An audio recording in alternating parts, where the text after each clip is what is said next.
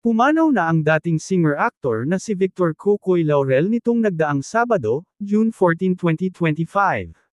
Siya ay 72 years old.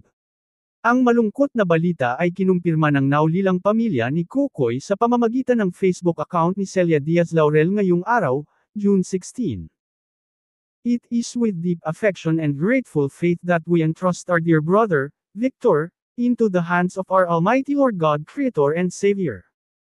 He worshiped God and praised Him through his music and artistry and blessed others so generously. Rest in peace, beloved brother, mentor, maestro and friend. We are incredibly grateful for you. Thank you for all you've done for us. You will always have a special place in our hearts. Wala namang nabanggit sa official statement ng pamilya Laurel kung ano ang naging sanhi ng pagkamatay ni Kukoy. Matatanda ang noong lamay ni Ate Guy sa Heritage Park nitong nagdaang Abril ay muling nakita ng publiko si Kukoy Laurel. Talagang dinalaw niya ang namayapang aktres sa kabila ng kahinaan ng kanyang katawan. Kasunod nito, ni-repost ng aktres at pamangkin ng namayapang aktor na si Nicole Laurel Asensio ang official statement ng family sa kanyang Facebook page. Sa caption, mababasa ang pamamaalam niya sa kanyang ninong Kukoy. My dearest Ninong Kukoy, losing you is one of the most difficult things ever. Holding your hand a few nights ago, and getting to see you one last time is a blessing.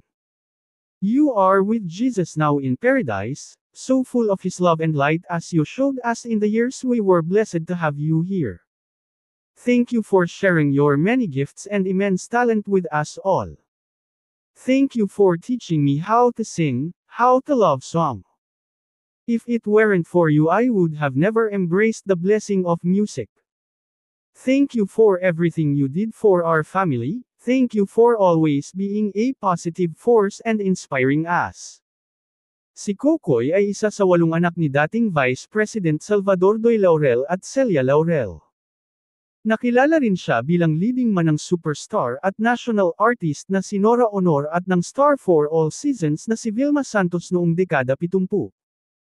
Nagkasama sila ng namayapang superstar sa mga pelikulang Lollipops, Roses, and Talangka, 1971, Impossible Dream, 1973, at Lollipops and Roses and Burong Talangka, 1975.